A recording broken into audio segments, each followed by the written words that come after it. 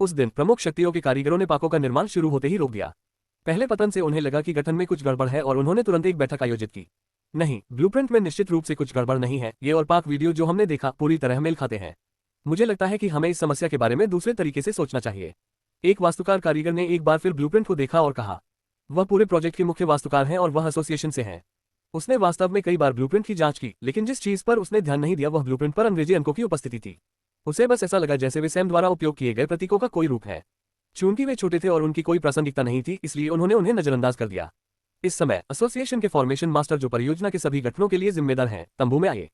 Formation masters के प्रमुख ने पूछा, क्या आपको अभी तक समस्या का पता चला है? नहीं, ब्लूप्रिंट 100% सही है। फॉर्मेशन मास्टर ने ढही हुई नींव बनाने वाले व्यक्ति की ओर देखा और पूछा, क्या इसके ढहने पर कोई अन्य विसंगतियां हैं? कुछ नहीं, केवल आध्यात्मिक ऊर्जा की अचानक गति हुई और वह नष्ट हो गई। गठन प्रमुख ने कुछ सोचा और पूछा, मुझे ब्लूप्रिंट दिखाओ। उन्होंने ब्लूप्रिंट का अवलोकन करना शुरू किया। वास्तव में उसे निर्माण ब्लूप्रिंट को पूरी तरह से समझने में सक्षम होना चाहिए, लेकिन जैसे ही उन्होंने उन्हें ध्यान से देखना शुरू किया, उन्हें ध्यान आया कि निर्माण उतना सरल नहीं है जितना दिखता था। वह नींव वाले हिस्से की जांच कर रहा है और देखना चाहता है कि क्या गड़बड़ है, और कुछ समय बाद वह घबरा गया और एक फॉर्मेशन सिम्युलेटर निकाल लिया। हालांकि यह स्थायी नहीं है, यह एक बार उपयोग किया जाने वाला सिम्युलेटर है।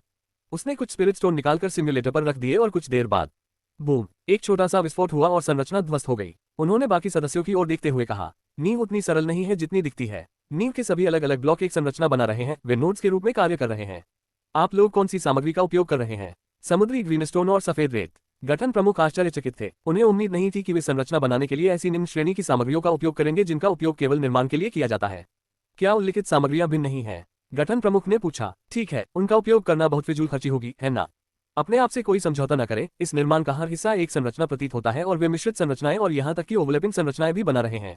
हमें निर्माण के क्रम का पता लगाना होगा और निर्माण के क्रम का भी पता लगाना होगा, प्रत्येक तत्व अलग से। यह एक लंबी प्रक्रिया होने वाली है। गठन प्रमुख ने आह भरी। उसके पास सैम के सामान्य संरचनाओं के ब्लूप्रिंट भी हैं और वह जानता था कि वे किसी उत्कृष्ट व्यक्ति द्वारा बनाए गए हैं, लेकिन इसे देखने के बाद ही उसे समझ में आया कि पाक निर्माण ब्लूप्रिंट से पहले अन्य ब्लूप्रिंट सभी बकवास हैं। यह एक अत्यंत जटिल खाका है और चूंकि वे निर्माण नोड्स के क्रम को नहीं जानते हैं, इसका मतलब है कि वे निर्माण के क्रम को नहीं जानते हैं। पाक में प्रत्येक संरचना एक संरचना का नोड हो सकती है जो पूरी इमारत को संतुलित करती है, और यदि इसे सही क्रम में नहीं बनाया गया है तो पूरी इमारत ढह जाएगी। उसे लगा जैसे मालिक कोई मनोरोगी है। ये समाचार प्रमुख शक्तियों और संघों के प्रमुखों तक पहुंच गया। वे स्तब्ध हैं। उन्हें लगा कि अब सैम का विचार समझ में आ गया है। उन्होंने ब्लूप्रिंट पर कड़ी पकड़ बनाए रखने की जहमत नहीं उठाई, क्योंकि उन्हें भरोसा था कि अन्य लोग इसे बनाने में सक्षम नहीं होंगे। लेकिन वे यह नहीं जानते कि सैम ने पट्टा बनाए नहीं रखा, क्योंकि इसे उसे उनसे निपटने के लिए पर्याप्त समय मिल जाता है, जबकि वे आदेश का पता लगाने और प्रत्येक गठन को निष्पादित करने के लिए अपने संसाधनों को बर्बाद करते हैं। प्रमुख शक्तियों के प्रमुखों ने केवल एक ही बात कही, हमने निर्माण की जिम्मेदारी एसोसिएशनों को सौंप दी है, इसलिए हमें इसकी परवाह नहीं है कि आप इसे कैसे बनाते हैं, यह आपको तय करना है कि क्या करना है। उन्होंने खुद को मुद्दों से अलग कर लिया है। एसोसिएशन प्रमुखों ने भी उन्हें आगे परेशान नहीं किया। उन्होंने ऐसे लोगों को आदेश आदि का पता लगाने का काम सौंपा जो सैद्धांतिक ज्ञान में अधिक पारंगत हैं। लेकिन पूरे दिन कोई प्रगति नहीं हुई और मोटे अनुमान के अनुसार फाउंडेशन के आदेश को पूरा करने में भी 1 सप्ताह लग गया। हालांकि प्रमुखों को ये पसंद नहीं आया। नींव पूरे पाक के लिए नहीं है, बल्कि मुख्य इमारतों में से केवल एक के लिए है। अगर एक इमारत भी उनके लिए इसे इतना कठिन बना सकती है, तो जब उन्हें बाकी से निपटना होगा तो उनका क्या होगा? उन्हें कितने दिन इंतजार करना होगा? इस प्रकार वे चिंतित हो गए और एक अलग दृष्टिकोण अपनाने का निर्णय लिया। उन 3 पूर्व टावर प्रमुखों से परामर्श ले जिन्होंने उन्हें डिजाइन बेचे थे। एसोसिएशन प्रमुख पहले से ही इस बात से आश्चर्यचकित थे कि इन टावर प्रमुखों ने इसका उल्लेख नहीं किया था, लेकिन अगर उन्होंने गहराई से सोचा तो उन्हें लगा कि शायद सैम ने जानबूझकर उन्हें छोड़ दिया और निर्माण की निगरानी खुद की। उन्हें सटीक कारण नहीं पता, लेकिन उन्होंने बहुत देर तक नहीं सोचा। इसका उत्तर उन्हें सैम के शहर पहुंचने के बाद मिल सकता है। तो गठन प्रमुख और वास्तुकार कारीगर प्रमुख दोनों पश्चिमी महाद्वीप गए और सैम के शहर पहुंचे। अंदर घुसते ही उन्होंने टावर प्रमुख के ठिकाने के बारे में पूछताछ की और जवाब में जो स्वागत किया उससे वे चौंक गए। वे तुरंत शहर के केंद्र की ओर भागे। सैम के टावर के पास एक मंच है और उस मंच पर 4 लोग पत्थर की कुर्सियों से बंधे हैं जो रूनों से भरी हुई हैं। वे ऐसी कुर्सियां हैं जो आध्यात्मिक ऊर्जा के उपयोग को निकारती हैं। ये केवल आध्यात्मिक ऊर्जा के उपयोग को प्रतिबंधित करेगा, लेकिन खेती पूरी तरह से बंद नहीं होगी। चारों पूर्व टावर प्रमुखों के चेहरे पर व्यथित भाव थे। वे नहीं जानते कि क्या हुआ, लेकिन अचानक जिस आवास में वे थे उसमें अजीब संकेत दिखने लगे और इससे पहले कि उन्हें पता चलता, वे पूरी तरह से अज्ञात ऊर्जा से बंध गए। उन्हें इसका कारण तो नहीं पता, लेकिन वे इस बात से आज भी शर्मिंदा हैं कि वे आवासों का निर्माण तक नहीं देख पा रहे हैं, जबकि वे लगभग 1 साल से उनमें रह रहे हैं। जाहिर तौर पर सबसे ज्यादा शर्मिंदा गठन प्रमुख हैं। यह उनकी विशेषज्ञता का क्षेत्र है, लेकिन अब उन्हें शहर के बीच में एक कुर्सी से बांध दिया जा रहा है। फिलिप और जैक को मंच पर देखा गया और उन्हें उदासीनता से देखा गया। इन बेवकूफों के पास सैम के डिजाइन बेचने के बाद भी शहर में बने रहने की क्षमता है। वे नहीं जानते कि उन्हें कैसे डांटा जाए। ये लोग वास्तव में बेवकूफ हैं। यदि वे सोचते हैं वे संघों से समर्थन जीत सकते हैं, यदि संघ ही सब कुछ है, तो उन्हें डिजाइन क्यों खरीदने हैं? वे उन्हें सीधे सैम से ले सकते थे। उन्होंने आगे बात नहीं की और फिलिप दर्शकों को संबोधित करने के लिए मुड़े। आज आप सभी एक महत्वपूर्ण कारण से यहाँ एकत्र हुए हैं।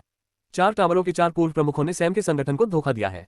सैम, वह व्यक्ति जो इस शहर का मालिक है, ने 4 प्रमुखों पर भरोसा किया है और सैम के पाक और अन्य के डिजाइन उन चारों को सौंप दिए हैं ताकि रखरखाव का उनका काम आसानी से किया जा सके। लेकिन चारों टावर के लोगों ने हमें धोखा दिया और डिजाइन किसी और को बेच दिया। इसके साथ उन्होंने एक रिकॉर्डिंग क्रिस्टल निकाला और एक स्क्रीन प्रक्षेपित की गई। स्क्रीन सामान्य रिकॉर्डिंग क्रिस्टल से बड़ी है और लगभग सभी इसे देख सकते हैं। रिकॉर्डिंग क्रिस्टल में वीडियो में पूरी बातचीत और पूरा लेन देन दिखाया गया, यहाँ तक कि एसोसिएशन के लोगों के जाने के बाद चारों प्रमुखों की चर्चा भी दिखाई गई। चारों मुखिया हैरान हैं। उन्हें उम्मीद नहीं थी कि किसी ने पूरी बातचीत रिकॉर्ड कर ली होगी। वे रंगे हाथ पकड़े गए। तभी उनके मन में एक विचार आया। सैम ने उनसे निपटने के लिए इतने दिनों तक इंतजार क्यों किया? ये उनका स्टाइल बिल्कुल नहीं है। कम से कम यही वह शैली है जो उन्होंने सोचा था कि सैम के पास है। आप हमें बदनाम कर रहे हैं, ये स्पष्ट रूप से आपकी चालों में से एक है। कारीगर का मुखिया जोर जोर से चिल्लाया। फिलिप ने उसे हिकारत से देखा। तुम्हें बदनाम करता हूँ? क्या तुम्हें लगता है कि हमारे हाथ में इतना समय है? या क्या तुम्हें लगता है कि तुम इतने महान हो कि लोग तुम्हारी बदनामी करना बंद नहीं कर सकते?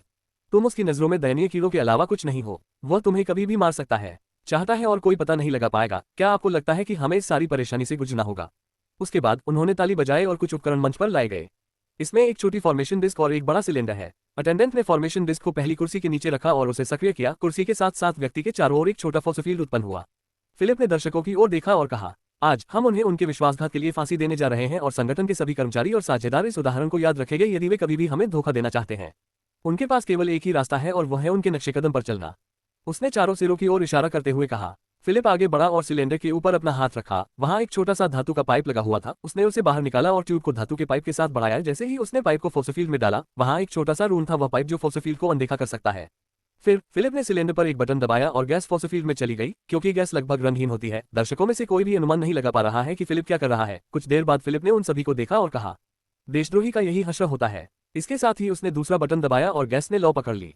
आह फोर्स फील्ड के अंदर का आदमी चिल्लाने लगा। वह फार्मास्यूटिकल टावर का प्रमुख है, जो पूरे प्रयास में सबसे कम शामिल था।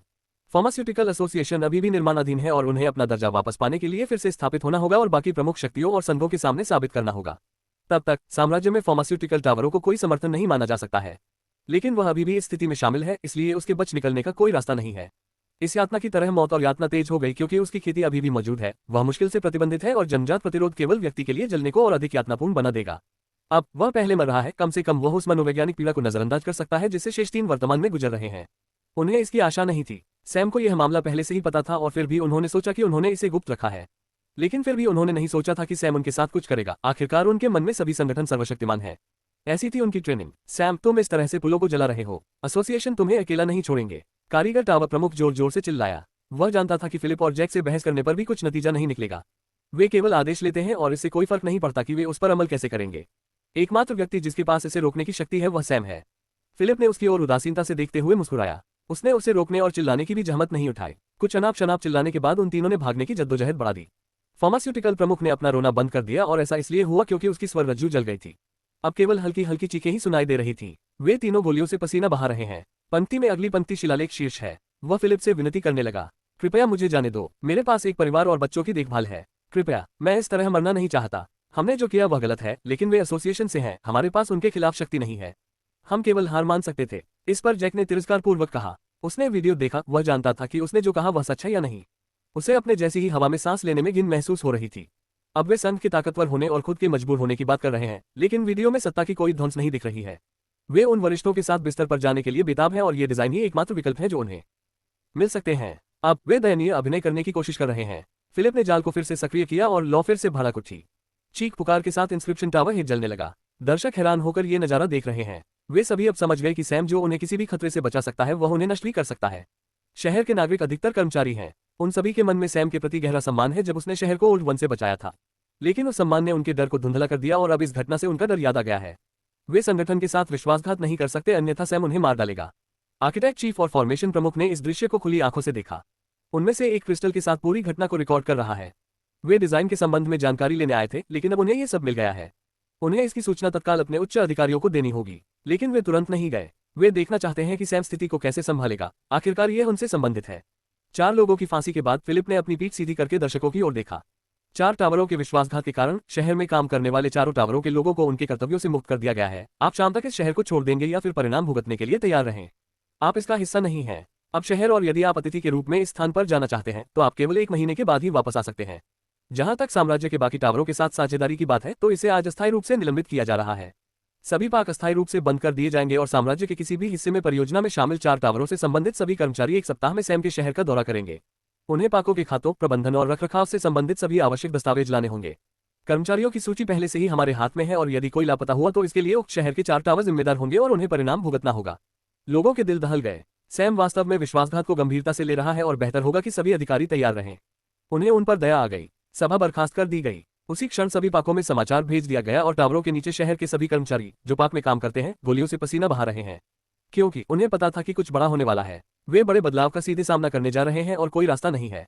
इसी तरह नया शाही राजधानी में चला गया। सम्राट और चारों टावर प्रमुख हैरान हैं। उन्हें उम्मीद नहीं थी कि सैम इतना बड़ा कदम उठाएगा। विशेषकर सम्राट को एक बुरा पूर्वाभास हुआ। उन्हें मध्य महाद्वीप की स्थिति के बारे में पता था। वह निकोलस के संपर्क में था जो वज्र देवता मंदिर का प्रमुख शिष्य है। वह प्रमुख शक्तियों में होने वाली घटनाओं के बारे में अद्यतन जानकारी दे रहे थे। वह जानता था कि अन्य साम्राज्यों में वज्र देवता मंदिर द्वारा पार्क बनाए जा रहे हैं, लेकिन उन्हें यह उम्मीद नहीं थी कि आइडिया के साथ डिजाइन भी चोरी हो जाएंगे। सैम के चरित्र से किसी को भी आश्चर्य होना चाहिए अगर वह इसे झूठ बोलकर लेता है और उसका प्रतिशोध तेजी से आता है। वह तुरंत अपनी गिद्ध पर सवार हो गया और शहर से बाहर चला गया। चारों टावर प्रमुख भी जितनी जल्दी हो सके उतनी तेजी से जाने के लिए ट्रेन में चढ़ गए। वे ही नहीं, शहर के सभी टावर हेड और कर्मचारी ट्रेन का इंतजार कर रहे हैं। निकटतम लोग पहले ही जा रहे हैं। वे सभी जितनी जल्दी हो सके सैम के शहर में प्रवेश करना चाहते थे। कोई भी सैम के क्रोध का सामना नहीं करना चाहता था, लेकिन हर कोई घबराया हुआ है। इतना बड़ा नेटवर्क होने पर कुछ भ्रष्टाचार होना लाजमी है, विशेष रूप से जब इसमें अरबों स्पिरिट स्टोन और सैम का लंबे समय तक अनुपस्थित रहना शामिल है। तो ऐसा कोई तरीका नहीं है जिससे ये अधिकारी पैसे से अपना हाथ साफ रख सके। इसीलिए वे घबराए हुए हैं। उनमें से अधिकांश ने तदनुसार दस्तावेज बदल दिए, लेकिन वे पूरी तरह से आश्वस्त नहीं हैं। लेकिन वे नहीं जानते कि जब वे इन दस्तावेजों और चीजों को बनाने की कोशिश कर रहे हैं तो संचार टावर अन्य काम कर रहे हैं। पूरे नेटवर्क में कोई नहीं जानता था कि प्रत्येक संचार टावर एक आत्मा से मंत्रमुग्ध है और आत्मा केवल सैम के आदेशों को सुनती है। लेकिन इसका एक और काम भी है और वो है शहर की निगरानी। जब तक वे पैसे और भ्रष्टाचार के बारे में कुछ भी चर्चा करने के लिए संचार टोकन का उपयोग करते हैं, आत्मा उसे सुनेगी और जानकारी का समाधान करेगी। इसके अलावा पार्क में ही एक ऐसी आत्मा है जिसका केवल एक ही काम है, पार्क के माध्यम से होने वाले वित्त के डेटा को याद रखने के लिए। यह आत्मा संचार टावर से संपर्क कर सकती है। हो सकता है कि सैम सारी जानकारी प्राप्त करने में सक्षम न हो, लेकिन वह इसमें से अधिकांश जानकारी प्राप्त कर सकता है। फिलिप ने सैम की बटालियन से कुछ सैनिकों को नियुक्त किया और उन्हें सैम के टावर के कमरे के अंदर बैठाया। यह वह स्थान है जहां वे शहरों की आत्माओं से जानकारी प्राप्त करते हैं। उनके पास सिर्फ एक ही काम है, उन सभी सूचनाओं का दस्तावेजीकरण करें जो आत्माएं उन पर फेंक रही हैं। यदि आने वाले लोगों को पता होता कि ऐसी कोई व्यवस्था है तो वे यहां आने की हिम्मत नहीं करते। वे अपने अपराधों की सजा मांगने के लिए शाही राजधानी में चले जाते। 2 दिनों में आंख ने सैम के शहर में प्रवेश किया। वह पूरी गति से आया और गिद्ध लगभग ऐसा लग रहा था जैसे वह अपने आखिरी पैरों पर है। वह टावर पर पहुंचा और रिसेप्शनिस्ट से सैम के बारे में पूछा। बादशाह को इस तरह देखकर हर कोई दंग रह गया, लेकिन उन्हें आश्चर्य हुआ कि आंख सैम से नहीं मिल पाया। वह केवल फिलिप से मिल सका, जिसने मुस्कुराते हुए कहा, मुझे खेद है महाराज, लेकिन सैम कुछ बनाने में व्यस्त है और यह अत्यंत महत्वपूर्ण समय है। आपको 5 दिन और इंतजार करना होगा। परिचारक और सभी लोग सदमे में हैं। वह सम्राट है और उसे भी 5 दिन और इंतजार करना होगा। हालांकि वे सम्राट की प्रतिक्रिया से डरते हैं, फिर भी उनके दिलों में गर्व की हल्की सी भावना पैदा हो रही है। आंख ने अपना सिर झुकाया और कहा, क्या हम अकेले में बात कर सकते हैं? उसे अस्वीकृति की परवाह नहीं थी, लेकिन उसे कुछ जानकारी चाहिए और वह इसे फिलिप से प्राप्त कर सकता है। कुछ घंटों के बाद फिलिप और आग बैठक कक्ष से बाहर आए और आग के चेहरे पर बेहद निराशा के भाव थे। आग पूछना चाहता था कि सैम इतने कठोर कदम क्यों उठा रहा है, लेकिन उसे कोई जवाब नहीं मिला। फिलिप ने केवल सही उत्तर देकर सवालों को टाल दिया। वह बस शहर में इंतजार कर सकता था। अगले कुछ दिनों तक पूरे साम्राज्य से शहर में टावरों की भीड़ उमड़ती रही। सप्ताह के अंत में सैम अंततः टावर से बाहर आ गया, लेकिन वह सामान्य नहीं लग रहा था। थकावट के कारण उसका शरीर थोड़ा ढीला हो गया था और उसकी आंखों से नींद की भारी कमी दिख रही थी। पिछले हफ्ते उन्होंने कई काम किए। वह पहली कठपुतली को डिजाइन करने में एक अड़चन पर पहुंच गए और यह अपने अंतिम चरण में है। यदि वह इस अंतिम चरण को पूरा कर सकता है तो उसके पास जो कुछ बचा है वह उत्पादन इकाई को पूरा करना है जिसका वह निर्माण कर रहा है। बाहर आने के बाद उसने एक लंबी झपकी ली और रात को जाग गया। सैम ने खाना खाया और आलस से लेट गया। उसने फिलिप की ओर देखा और कहा, क्या वे सभी यहाँ हैं?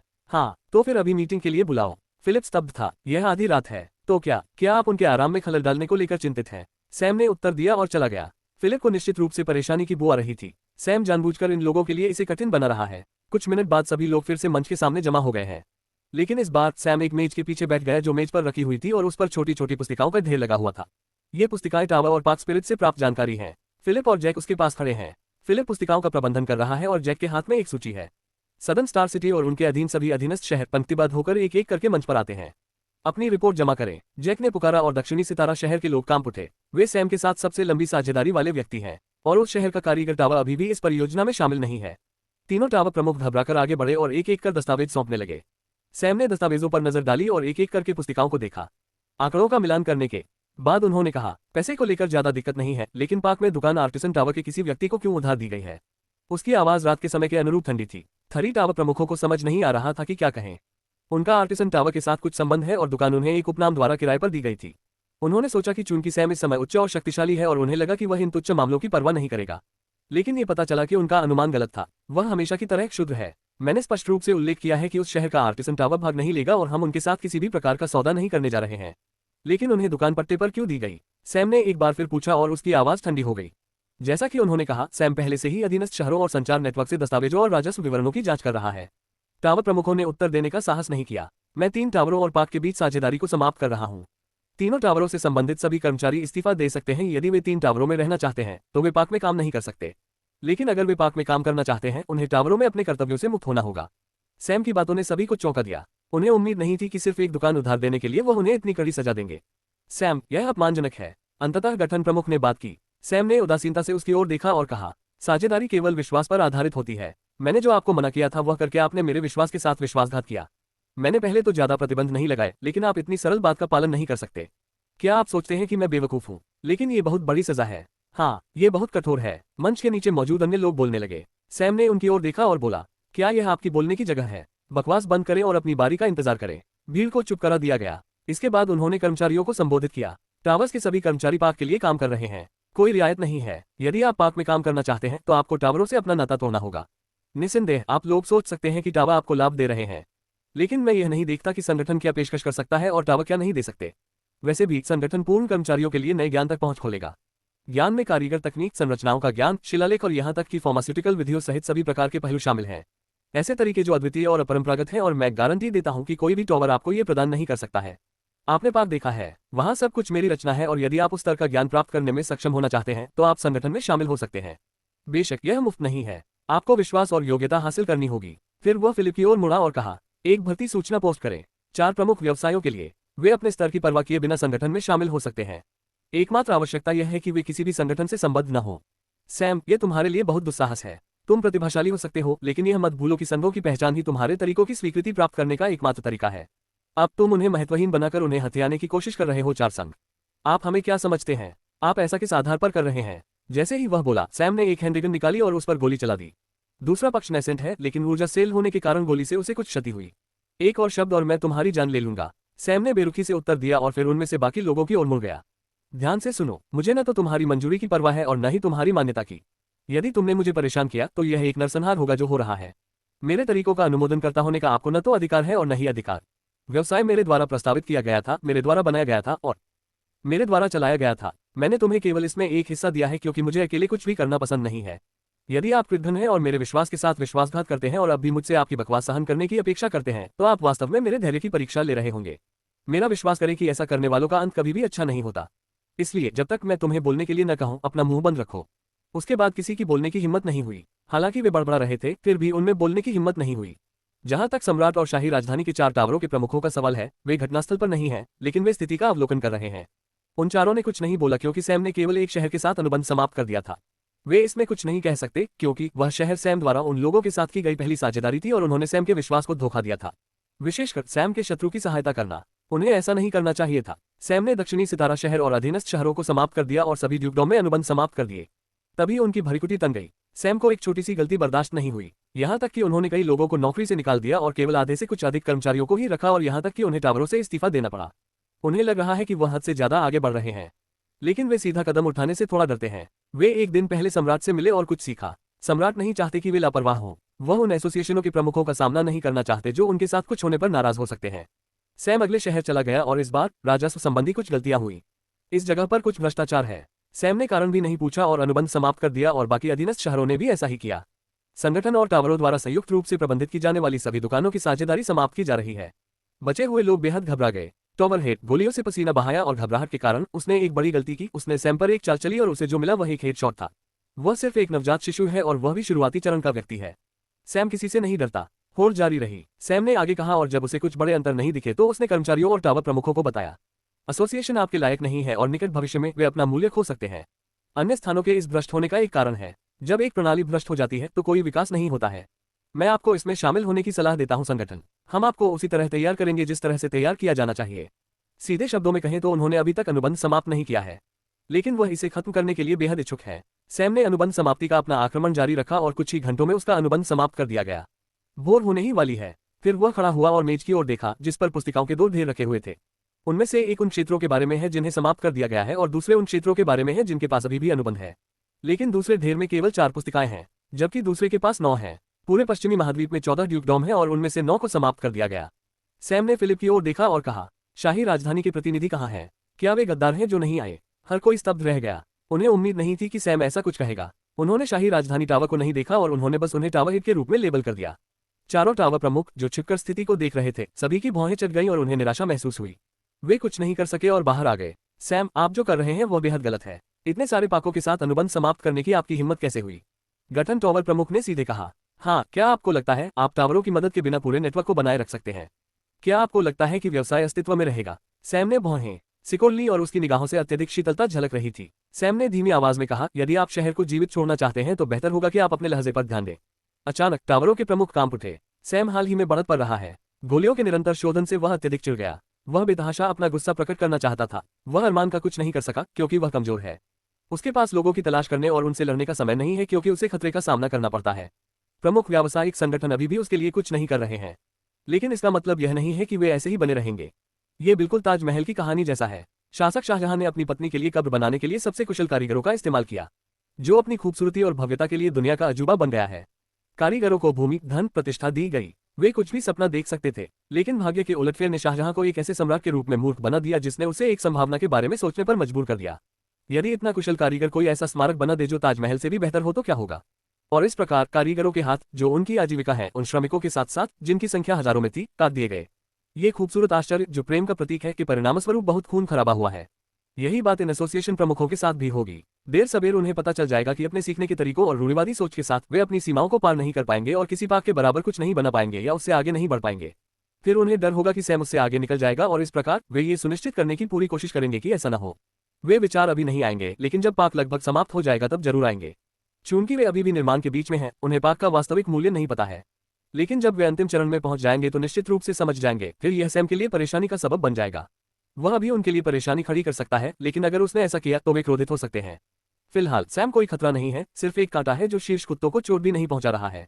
लेकिन एक बार जब उसे खतरे के रूप में देखा गया तो उसे सावधान रहना होगा। शहर केवल इतना ही कर सकता है और वह अपनी मानसिक शक्ति बढ़ाए बिना अपनी पूरी क्षमता को सक्रिय नहीं कर सकता। अन्यथा श्रवण अब तक मर चुका होता। सैम ने टावर हेड्स की ओर देखते हुए कहा, 4 एसोसिएशन पूरी तरह से भ्रष्ट हो चुके हैं। एसोसिएशन का आधा हिस्सा भी ठीक से काम नहीं कर रहा है। मैं इसके द्वारा घोषणा करता हूँ, सैम का संगठन साझेदारी समाप्त कर रहा है। हम भ्रष्टाचार, भाई भतीजावाद और स्वार्थी आदर्शों जैसे घृणित कार्यों को प्रोत्साहित नहीं करते हैं। 4 संघों की स्थापना इसलिए की गई है ताकि वे अपना ज्ञान फैला सके और अधिक पेशेवरों को प्रोत्साहित कर सके, लेकिन वे इच्छा का पालन नहीं कर रहे हैं और लालची हैं। मैं अब 4 संघों के विशेषज्ञों को संगठन में शामिल होने का मौका दे रहा हूँ। आप नए संसाधनों, नए ज्ञान और नए तरीकों तक पहुंच प्रदान करेंगे। इससे कोई फर्क नहीं पड़ता कि आपकी विशेषज्ञता क्या है, आपके साथ भेदभाव नहीं किया जाएगा और संगठन आपको आपकी इच्छानुसार दिशा में आगे बढ़ाने के लिए उचित व्यवहार करेगा। यदि आप सोचते हैं कि बैज आपके कौशल की स्वीकृति है, आप बिल्कुल गलत हैं। उस बैज की असली महिमा तभी प्रदर्शित होती है जब आप उसे पहनते हैं, अन्यथा नहीं। यहाँ हमारे संगठन में हम उन सतही धातु के टुकड़ों को नहीं देखेंगे। हम आपकी विशेषज्ञता के आधार पर आपका मूल्यांकन करेंगे। सैम ने जोर से घोषणा की और बहुतों को उसके कान पर लगे संचार उपकरण पर ध्यान नहीं गया। यही बात पूरे साम्राज्य में हर शहर में संचार टावर के माध्यम से सुनाई दे रही है। यह एक और विशेषता है, वह एक ही समय में सभी शहरों में घोषणाएं कर सकते हैं। चारों टावर प्रमुख ठिठक गए हैं। सैम ने न केवल 4 टावरों और खुद के बीच एक रेखा खींची, उन्होंने ये भी घोषित किया कि एक एसोसिएशन का बैच बेकार है और उनकी नजर में लेकिन वे ही हैं जो बैच को सम्मान दिला रहे हैं। यहाँ तक कि उन्होंने पूरे शहर में भर्ती के लिए भी आह्वान किया। सैम को अपने सिर में दर्द महसूस हुआ। घोषणा वास्तव में एक सुविधाजनक क्षमता है, लेकिन इसमें उनकी बहुत अधिक ऊर्जा लगेगी। वह घूमा और टावर के अंदर चला गया, यहाँ तक कि किसी की संगति की भी परवाह नहीं की। आग अंततः इसे रोक नहीं सका और सैम की ओर भागा। हम अंदर बात करेंगे, सैम ने उससे कहा और उसे एक बैठक कक्ष में ले गया। वे बैठ गए और आग जो पहले से ही विस्फोट की कगार पर था, उसने शांत रहने के लिए जितना धैर्य जुटा सका उसका उपयोग किया और कहा, आप ऐसा क्यों कर रहे हो? मुझे धोखा दिया गया, लेकिन ऐसा केवल उन 4 लोगों द्वारा किया जाता है, इसीलिए उन 4 को ही मार दिया गया है, नहीं तो नरसंहार हो जाएगा। आग अवाक रह गया और सैम जारी रहा, अगर जरा भी उम्मीद होती और मैं देखता कि आधे से ज्यादा शहर बिना किसी भ्रष्टाचार के ठीक से काम कर रहे हैं तो मैं ऐसा नहीं करता। आखिरकार अचानक इतने सारे लोगों की भर्ती करना भी मेरे लिए एक काम है, लेकिन आधे से अधिक ड्यूकडॉम भारी रूप से भ्रष्ट है। मैंने उन्हें सोने की खदान में हिस्सा दिया, लेकिन वे अब भी मेरी संपत्ति पर लालची बने हुए हैं। ये लोग आज नहीं तो कल मुझे धोखा देंगे। आखिरकार डर ही मुझे इतनी दूर तक ले जा सकता है। वे डर को भूल रहे हैं। मैं शत्रुता ले सकता हूँ, मैं आक्रोश ले सकता हूँ, मैं तिरस्कार ले सकता हूँ और मैं तिरस्कार ले सकता हूँ, लेकिन मैं कभी भी विश्वासघात स्वीकार नहीं करूंगा। लेकिन एसोसिएशन इसे बर्दाश्त नहीं करेगी। उन्हें आने दो, मैं ये भी देखना चाहता हूँ कि क्या वे इस एक साम्राज्य की साझेदारी या अन्य सभी साम्राज्यों के निर्माण की परवाह करेंगे। उनके पास पर्याप्त समय नहीं है। आग ने आह भरी और मेज पर रखे शराब के गिलास को गटक लिया। वह बेहद निराश था। यदि वह इतना मजबूत होता जैसा कि सैम ने कहा, तो वह उनके आने का इंतजार करता। वह सम्राट है और वह अपने साम्राज्य की देखभाल नहीं कर पा रहा है और उसे हर चीज से भयभीत रहना पड़ता है। कुछ देर तक दोनों में बात नहीं हुई। इस समय एसोसिएशन प्रमुख मध्य महाद्वीप में एक बैठक में है। अभी उनके पास टेबल पर 2 रिकॉर्डिंग क्रिस्टल हैं और उन्होंने दोनों वीडियो देखे हैं। उनमें से एक सप्ताह पहले का है, फांसी का वीडियो, दूसरा आज का है, आज की संविदा समाप्ति का वीडियो है। उस दिन सैम के शहर गए दोनों प्रमुखों को लगा कि इस दिन चीजें बदल जाएंगी, इसलिए उन्होंने किसी को वीडियो रिकॉर्ड करने के लिए भेजा। जब तीनों मुखियाओं ने ये देखा तो उनके चेहरे पर बेहद क्रूर भाव आए। जब उन्होंने पहला वीडियो देखा तो वे पहले से ही नाराज थे और इस दूसरे वीडियो ने उन्हें क्रोधित कर दिया, लेकिन फॉर्मेशन हेड ने अचानक मुस्कुराकर कहा, मुझे लगता है कि हम व्यर्थ ही क्रोधित हो रहे हैं। बाकी दोनों हैरान थे। पुराने तीन, तुम्हारा क्या मतलब है? इसके बारे में सोचो, सैम हमारा कुछ नहीं कर सकता। हालांकि वह एक खतरा है, वह सैम के शहर से आगे कुछ नहीं कर सकता। जब उसे पता चला कि हमने उसके डिजाइन चुरा लिए हैं तो वह अपना गुस्सा जाहिर कर रहा है। लेकिन इसके अलावा वह कर भी क्या सकता है? क्या साम्राज्यों में 4 संघों के प्रभाव से छुटकारा पाना इतना आसान है? जब लोगों को हथियार चाहिए तो कारीगर टॉवर पर आए, चाहे कुछ भी हो जाए, ये कभी नहीं बदलेगा। सिर्फ इसलिए कि सैम ने ये शब्द कहे, क्या आपको लगता है कि इससे कुछ निकलेगा? मुझे लगता है कि यह हमारे लिए एक मौका है। हम इस मौके का उपयोग खुद को उससे अलग करने और इस पश्चिमी महाद्वीप में भी पाक बनाने के लिए कर सकते हैं। इस दौरान एसोसिएशन पहले से ही साझेदारी में है और हम धीरे धीरे संगठन को अपने में समाहित करना चाहते थे। लेकिन अब हमारे पास मौका है। मुझे लगता है कि हम अपना खुद का संगठन स्थापित करेंगे। हम उससे मुकाबला करने के लिए टावरों के प्रभाव का इस्तेमाल करेंगे। सैम के पास उसका समर्थन करने और जनशक्ति प्रदान करने के लिए कोई अन्य ताकत नहीं है। अब जब उसने अनुबंध समाप्त कर दिया है तो उसे जल्द ही परेशानियों का सामना करना पड़ेगा। उसने भयानक ढंग से मुस्कुराते हुए ये शब्द कहे। सैम के शहर में वापस। आग अभी भी सैम के साथ बैठक कक्ष में है। वह सैम को समझाना चाहता था कि वह ज्यादा आगे न बढ़े, लेकिन उसे लगा कि उसकी बातें सही हैं। लेकिन वह जल्दी ही अपनी कमजोरी के बारे में विचारों में खो गया। यदि वह वास्तव में मजबूत है तो उसे प्रमुख संघों की पूरी स्थिति की बिल्कुल भी परवाह नहीं करनी चाहिए और सैम को वह करने देना चाहिए जो वह चाहता है। टावर्स वास्तव में अपनी भलाई के लिए अहंकारी हैं। वे समाज में कई चीजों को नियंत्रित करते हैं और यह सब इन संघों से उपजा है। उनके पिता ने साम्राज्य को मध्य महाद्वीप के प्रभाव से मुक्त कराने का प्रयास किया। उन्हें वज्र देवता मंदिर का अधीनस्थ होना पसंद नहीं था, लेकिन वृद्धावस्था के कारण उनकी मृत्यु हो गई। जब कृषक 20 वर्ष के हो जाते हैं तो उनके बच्चे नहीं होते हैं। नवजात अवस्था के बाद सफलता के साथ उनका जीवन काल बदल जाता है और उनकी अपनी युवावस्था पर पूरी तरह से अलग राय होती है। एक उत्कृष्ट व्यक्ति अपनी युवावस्था में 1 शताब्दी से अधिक समय तक रहेगा। आग भी वज्र देवता मंदिर के प्रभाव से बाहर निकलने की पूरी कोशिश करना चाहता था, लेकिन इसके लिए उसे घाघ दायरे तक पहुंचना होगा। अपनी सारी क्षमता के साथ वह ट्रांसेंडेंट के मध्य चरण के शिखर तक पहुंचने में सक्षम था। उसमें सुधार दिख रहा है, लेकिन वह इससे जल्दी उबर नहीं पा रहा है। लेकिन क्या उस दायरे को तोड़ना ही काफी है? उसको नहीं मालूम, क्योंकि एक प्रमुख शक्ति का सबसे कमजोर मुखिया मध्य स्तर का घाघ क्षेत्र का कृषक होता है। यहाँ तक कि अगर वह शुरुआती चरण में पहुंच भी गया तो भी उसे वज्र देवता मंदिर के खिलाफ कोई मौका नहीं मिलेगा। जैसे ही वह अपने विचारों में डूबा हुआ था, एक हल्की सी टैपिंग ध्वनि उसे वापस ले आई। सैम की उंगली मेज पर थपथपाए और उसने आग से पूछा, आप किस बारे में सोच रहे हैं? ज्यादा कुछ नहीं, ये बस इतना ही दयनीय है कि मैं कितना दयनीय हूँ। सैम, तुम मुझे बताओ, क्या मेरा भाग्य इस तरह रहना तय है? केवल नाम के लिए सम्राट बनना और केवल उनकी आज्ञा का पालन करना? सैम ने कोई उत्तर नहीं दिया और बस उसकी ओर देखता रहा। आग ने शराब के एक के बाद एक गिलास चबाना शुरू कर दिया और अपनी आध्यात्मिक ऊर्जा का उपयोग किए बिना उसे अपने सिर पर जाने दिया। वह वज्र देवता मंदिर के चारों ओर फेंका जा रहा था और रोड 1 की घटना के बाद से वह लगभग एक काम करने वाले लड़के में बदल गया था। वह नशा करना चाहता था। उसके दुखों को शराब में डुबो दो। उसने अपना पैर रोका और सैम से कहा, सैम, तुम वह व्यक्ति हो जिससे मैं सबसे ज्यादा ईर्ष्या करता हूँ। तुम वास्तव में एक युवा व्यक्ति हो, एक छोटा किशोर जो अपने दम पर यहाँ तक आया। यहाँ तक कि प्रमुख शक्तियां भी तुम्हारे साथ खिलवाड़ करने की हिम्मत नहीं करती। यदि मेरे पास भी आपके समान स्तर की क्षमताएं और आपके समान स्तर की बुद्धि होती तो मैं अपना भाग्य बदलने में सफल हो जाता। मैं कठपुतली बनने से तंग आ चुका हूँ। उसने एक और गिलास नीचे गिरा दिया। सैम ने उससे कुछ नहीं कहा। उन्होंने शराब भी नहीं पी थी। वह सामान्यतः शराब नहीं पीता था। केवल जब वह बहुत अधिक सोच रहा हो और उसका मस्तिष्क और भीतर के विचार उस पर हावी हो जाए तो वह शराब पिएगा ताकि वह दिमाग को सुन्न कर सके और आराम कर सके। उसने आग को गहराई से देखा और अंत में अपना मुंह खोलने से पहले कुछ देर तक सोचा, इस भाग्य से बचने का मौका कैसा रहेगा? आग स्तब्ध रह गया और उसने अपना सिर हिला दिया। संभलने की कोशिश कर रहा हूँ। क्या मैंने आपको सही सुना? एक मौका कैसा रहेगा? आपका क्या मतलब है? मैं तुम्हें एक संपूर्ण क्षेत्र बनने का मौका दूंगा, एक ऐसी शक्ति बनाने का जिसका नेतृत्व पूरी तरह से तुम करोगे। मुझे इसकी परवाह नहीं है कि तुम कैसे शासन करते हो या तुम क्या शासन करते हो। मैं बस इतना चाहता हूं कि मैं उस स्थान को अपने आधार के रूप में उपयोग करना चाहता हूं। इसके बारे में क्या ख्याल है? क्या आप इसे चाहते हैं? ऐसा मौका मुफ्त में तो नहीं मिलेगा ना? कीमत क्या है? निष्ठा। आग ने भौहें चढ़ा ली। वह नहीं जानता था कि अपनी वफादारी कैसे साबित करे, लेकिन वह समझ सकता है कि सैम कहां से आ रहा है। इस समय सैम को अपने आसपास वफादार लोगों की जरूरत है। अगर यह वफादारी थी भी तो उसे सैम के प्रति किस हद तक वफादार रहना होगा। अगर उसे वज्र देवता मंदिर जैसा ही रिश्ता बनाए रखना है तो उसे ऐसा नहीं करना पड़ेगा ना। वह वर्तमान स्थिति में ही रह सकता है। सैम ने एक लाल रंग की गोली रखी और मेज पर रख दी। ये गुलामी की गोली है। अगर तुम मेरे प्रति वफादार रहना चाहते हो तो इसे ले लो। मैं ऐसा इसलिए कर रहा हूं क्योंकि मैं इस समय किसी पर भरोसा नहीं कर सकता। आप सोच सकते हैं आप मेरी कठपुतली बनने जा रहे हैं, लेकिन ये बिल्कुल सच नहीं है, क्योंकि एक तो मेरा क्षेत्र को नियंत्रित करने और साम्राज्य पर शासन करने का कोई इरादा नहीं है। मैं व्यापार करना पसंद करूंगा। जहां तक ये बात है कि मैं तुम्हें क्या दूंगा, यह उचित ही है कि मैं उसे समझा भी दूं। मैंने जो देखा, ट्रांसेंडेंट स्टेज कल्टीवेटर को बनाने में जिस मुख्य चीज की कमी है वह प्रतिभा या संसाधन नहीं है, लेकिन मार्गदर्शन। दुनिया में बहुत सारे कंज्यूमेट रियल कल्टीवेटर नहीं है और हर पीढ़ी में केवल 10 से भी कम कल्टीवेटर सामने आए हैं। उस क्षेत्र से संबंधित किसी भी चीज को प्रमुख शक्तियों द्वारा पूरी तरह से बंद कर दिया गया था, जिससे सामान्य ट्रांसेंडेंट चरण के साधकों के लिए सफलता पाना कठिन हो गया था। वास्तव में ये लगभग असंभव हो गया है, लेकिन मेरे पास आपको वह मार्गदर्शन देने का एक तरीका है और मुझे पूरा यकीन है, यहाँ तक कि प्रमुख शक्तियों के पास भी उस स्तर के मार्गदर्शन तक पहुंच नहीं होगी। आग गहराई में चला गया और गहरी सांस ली। अगर तुम्हें मुझ पर भरोसा नहीं है तो मुझे तुम पर भरोसा क्यों करना चाहिए?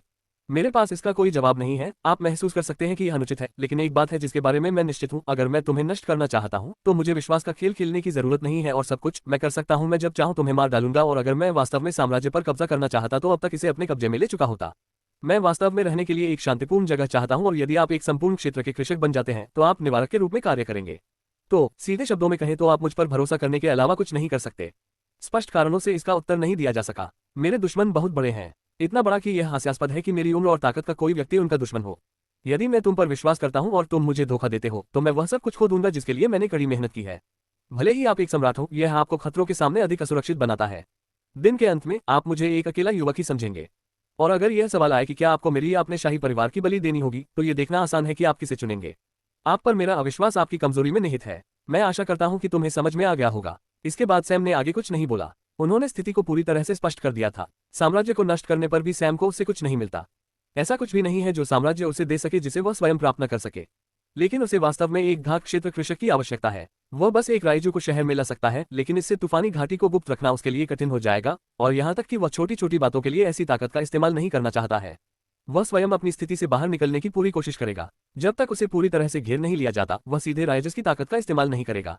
लेकिन आग भावनाओं के उतार चढ़ाव से गुजर रहा है। वह नहीं जानता कि क्या कहना है। वास्तव में उसके पास सैम का खंडन करने के लिए कोई शब्द नहीं है, क्योंकि वह बिल्कुल सही है। इस समय यह अभी भी ठीक है क्योंकि उनका कोई बहुत करीबी रिश्ता नहीं है। सैम के सामने अपनी हताशा प्रकट करना आग की जुबान की फिसलन मात्र है। लेकिन अगर सैम वास्तव में उसकी मदद करता है और उस पर भरोसा करता है तो वह सैम के लिए असुरक्षित बन जाएगा, क्योंकि सतही तौर पर उसे अभी भी वज्र देवता मंदिर के आदेशों का पालन करना पड़ता है। सैम किसी भी प्रकार के आश्वासन के बिना आश्वस्त नहीं हो सकता था, लेकिन उनकी अपनी आपत्तियां भी हैं। क्या होगा यदि सैम वास्तव में साम्राज्य पर नियंत्रण हासिल करना चाहता है? यदि उसने वास्तव में इसे हासिल करने के लिए गोली के प्रभाव का उपयोग किया तो आग हारने वाला व्यक्ति होगा। सैम ने खिड़की से बाहर देखा और सूर्योदय देखा। वह खड़ा हुआ और अपने शरीर को थोड़ा फैलाया। मुझे कुछ करना है। यदि आप सहमत हैं तो आप गोली ले सकते हैं, और यदि आप नहीं चाहते हैं तो जाने से पहले गोली फिलिप को सौंप दें। इसके बाद सैम उस अरेना में गया जहां अरमान है। इस समय तक अरमान पहले ही अपनी वसीयत खो चुका था। वह मुर्दे की तरह जी रहा है, और अब सैम न केवल उसे परेशान कर रहा है बल्कि उसे धमका रहा है, उसे काम करने के लिए मजबूर करना, और यदि उसने जैसा कहा गया था वैसा नहीं करने पर दंडित करना। ये भी हर दिन दर्शकों के सामने हो रहा है। ये दिन भी आम दिनों की तरह ही था, लेकिन इस बार अरमान खुद को रोक नहीं पाए और रोने लगे। सैम ने उसके सिर पर लात मारी और कहा, किसने कहा कि तुम रो सकते हो? मैं उन आंसुओं को नहीं देखना चाहता। अरमान ने झट से अपनी आंखें पोंछी। आग कुर्सी पर बैठ गया और अपने सारे विचार सोचने लगा। वह सैम के बारे में सब कुछ सोच रहा है, उनके व्यक्तित्व के बारे में किसी नतीजे पर पहुंचना। और जब उसने इस सब के बारे में सोचा तो उसे एक बात का एहसास हुआ, अगर कोई उसके प्रयासों और व्यावसायिक योजनाओं को देखे तो सैम को लालची माना जा सकता है। लेकिन एक बात है जिसे कोई नकार नहीं सकता, सैम कभी भी उस चीज का लालची नहीं था जो उसकी नहीं थी। उन्होंने कभी भी दूसरे लोगों के धन पर नजर नहीं डाली। उन्होंने कभी भी किसी और को निशाना नहीं बनाया, खासकर इस डर से कि उनका व्यवसाय विफल हो जाएगा। वह छोटी मोटी चालों से कहीं परे है। उन्होंने जो कुछ भी हासिल किया वह पूरी तरह से उनकी अपनी क्षमताओं पर आधारित था। उन्होंने कभी भी उन चीजों की इच्छा नहीं की जो उनकी अपनी नहीं है। वास्तव में कोई कह सकता है कि उन्हें ऐसा करने से घृणा थी। उसने मेज पर रखी लाल रंग की गोली को देखा और एक गहरी सांस लेने के बाद उस गोली तक पहुंचा और निगल लिया। उन्हें शरीर में आध्यात्मिक ऊर्जा के प्रवेश की हल्की सी झलक महसूस हुई और ऐसा लगा कि शरीर में कुछ आध्यात्मिक भावना का संचार हो गया है। गोली घुलने के बाद उसने महसूस किया कि आध्यात्मिक भावना उसके मस्तिष्क में प्रवेश कर रही है और गोली से आने वाली आध्यात्मिक ऊर्जा शरीर को उस आध्यात्मिक भावना को स्वीकार करने में सहायता कर रही है, और उसकी चेतना के आध्यात्मिक समुद्र में आग को कहीं से भी एक छाप दिखाई देती है। वह छाप का आकार नहीं पहचान सका, लेकिन उसे लगा कि छाप की आभा जानी पहचानी है और सैम जैसी ही अनुभूति दे रही है।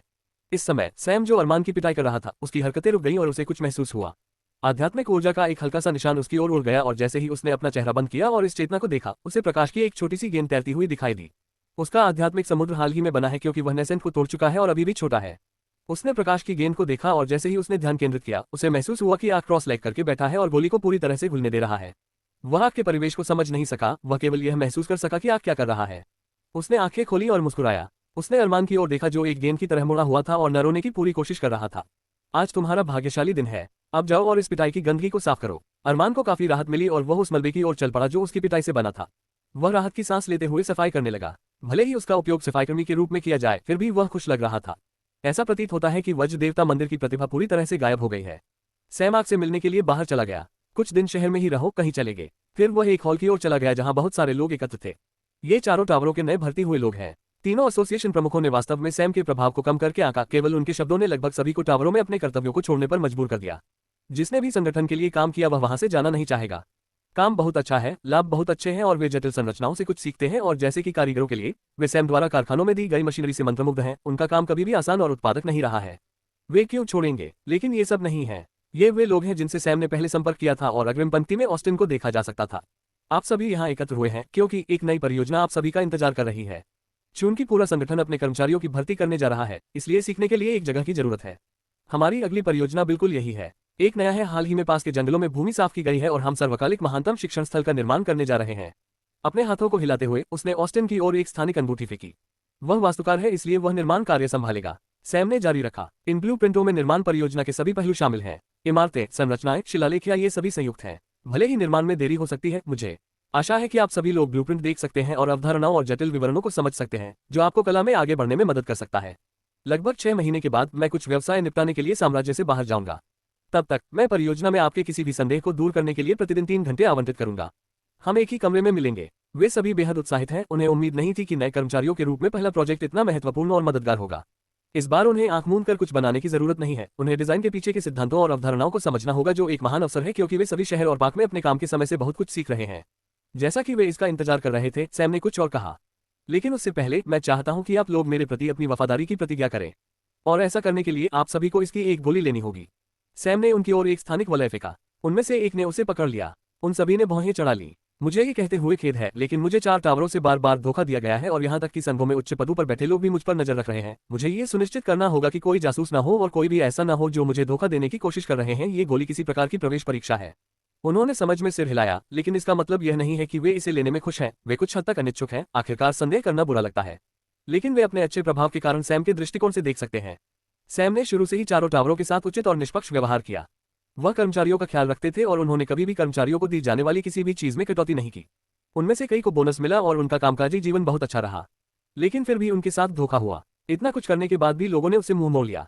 ऑस्टिन गोली लेने और निगलने वाले पहले व्यक्ति थे। उसने पहले ही अपनी पसंद बना ली है और अब पीछे मुड़ने की कोई जरूरत नहीं है। उनके नेतृत्व के बाद सभी ने अनुसरण किया। कुछ ही मिनटों में सभी ने गोली ले ली और सैम को महसूस हुआ कि उनकी आध्यात्मिक भावना उसके शरीर में प्रवेश कर रही है। उसके दिमाग में कई हल्के गोले उभर रहे हैं। उनकी आंखें खुलने के बाद सैम ने कहा, चिंता मत करो, ये गुलाम छाप या कुछ भी नहीं है। यह आपकी इच्छा को नियंत्रित नहीं कर सकता है, बल्कि यह केवल आपको कुछ भी करने से रोकता है जो मुझे धोखा देता है।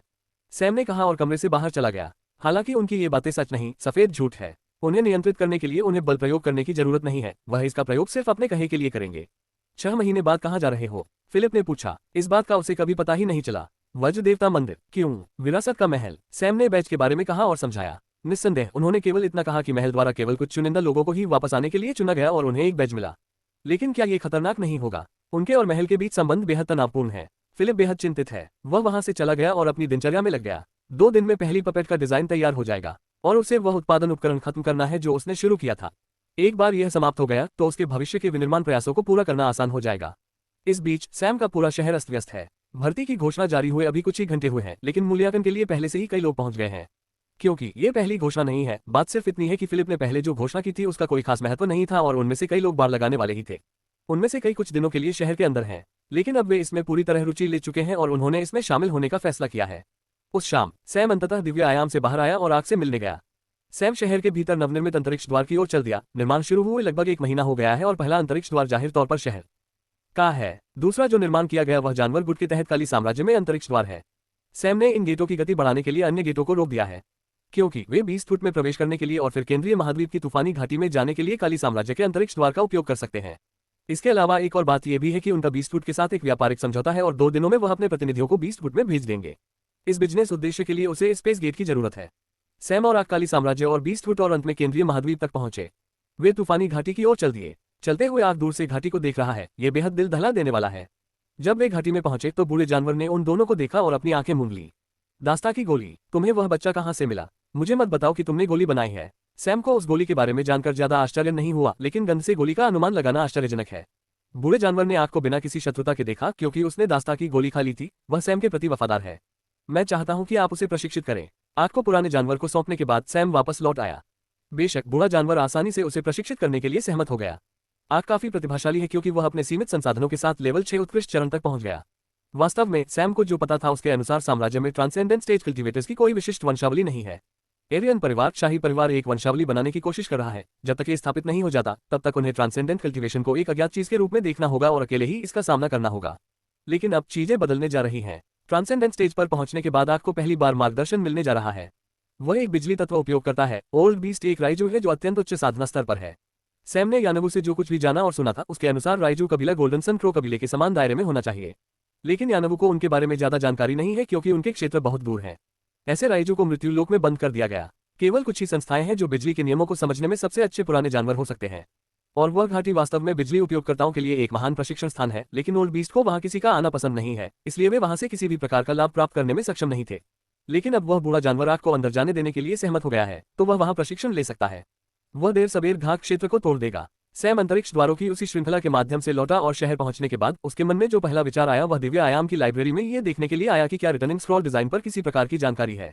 यदि वह रिटर्निंग स्क्रॉल का उपयोग करता है जो लोगों को नवजात चरण से परे भेज सकता है तो वे तेजी से यात्रा कर सकते हैं। अंतरिक्ष द्वार ईमानदारी से बहुत समय लेने वाले हैं और लगातार 3 अंतरिक्ष द्वार यात्राएं उसे सिरदर्द दे रही हैं। वह अपने निवास की ओर चल दिया और दिव्य आयाम में प्रवेश किया। उसे पहला कठपुतली डिजाइन पूरा करना है। विरासत के महल में उसके पास 6 महीने हैं और उसे वहां जाना है। अगर वज्र जेल के बराबर कुछ है तो वह इसे खोना नहीं चाहेगा। इन 6 महीनों में उसे बहुत सारे काम करने हैं। जितनी हो सके उतनी कठपुतलियां बनाना है। विकसित करें और कठपुतलियों के दूसरे डिजाइन पर काम करना शुरू करें। इसके अलावा उसे पास के जंगल में होने वाले नए निर्माण की भी व्यवस्था करनी होगी। 2 दिन पश्चात फिलिप लोगों के एक समूह को नवनिर्मित अंतरिक्ष द्वार तक ले गए और वे 20 फुट के काली साम्राज्य में दिखाई दिए।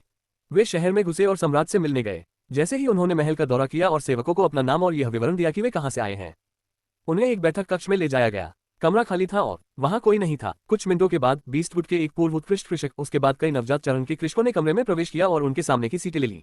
उनके पीछे काली का सम्राट आज्ञाकारी रूप से खड़ा था। प्री ट्रांसेंडेंट कल्टीवेटर ने फिलिप की ओर देखा और ठंडे स्वर में कहा, सैम कितना अहंकारी हो सकता है। जानवर गुट के साथ व्यवहार करते समय वह व्यक्तिगत रूप से नहीं आया था। क्या ये सौदा भी ईमानदार है? फिलिप ने उसकी ओर देखा और कोई उत्तर नहीं दिया। उसने मेज पर एक पुस्तिका रखी। वे साझेदारी के लिए आवश्यक अनुबंध विवरण हैं। फिलिप के मौन व्यवहार को देखते हुए दूसरे व्यक्ति ने खर्राटे लेते हुए बुकलेट की ओर देखा। बात यह है कि पूरा बीस्ट गुट इस सौदे से बिल्कुल खुश नहीं है। सैम ने उन्हें और उनके पूर्व गुट प्रमुख को बुरी तरह पीटा। वे सैम के अतीत की पूरी कहानी नहीं जानते। उन्हें इस बात की पुष्टि करने की जरा भी परवाह नहीं है कि असल दुश्मनी क्या है। हालांकि वे एक बात जानते हैं और वह ये है कि सैम उनका दुश्मन है और उसके दोस्त भी हैं जो उनके गुट को नष्ट करने में उसके साथ थे। लेकिन अचानक गुट के मुखिया ने आकर कहा कि सैम के साथ उनकी दुश्मनी अब खत्म हो गई है और वे उनके साथ एक बिजनेस डील करने जा रहे हैं।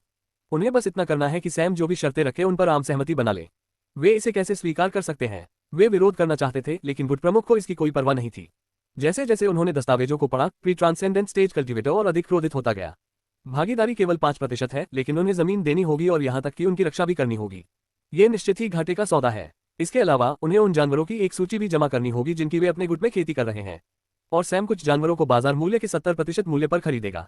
चूंकि वे बीस्ट गुट हैं, इसलिए स्वाभाविक रूप से बीस्ट के लिए एक फार्म है। वास्तव में उनके पास कई फार्म है, लेकिन यह अपमानजनक है। खेती कोई ऐसी चीज नहीं है जो वे बेचने के लिए करते हैं। वास्तव में कुछ छोटे खेत हैं जिनका उपयोग वे जानवरों को बेचने के लिए खेती करने के लिए करते हैं, लेकिन वे सर्वश्रेष्ठ में से सर्वश्रेष्ठ नहीं हैं और दुर्लभ जानवर वहां नहीं होंगे। लेकिन सैम जो पूछ रहा है वह वे जानवर नहीं है, वह उन दुर्लभ जानवरों के बारे में पूछ रहा है जिन्हें जानवर गुट में पाला जा रहा है। उसने दस्तावेज को मेज पर पटक दिया और एक दरार दिखाई दी। आपकी इन बेतुकी शर्तों को मांगने की हिम्मत कैसे हुई? क्या आपको लगता है कि बीस्ट गुट की प्रतिष्ठा को चुनौती देना इतना आसान है? फिलिप ने फिर भी कोई उत्तर नहीं दिया। वह अपनी कुर्सी पर पीछे झुक गया और अपने हाथों को क्रॉस कर लिया।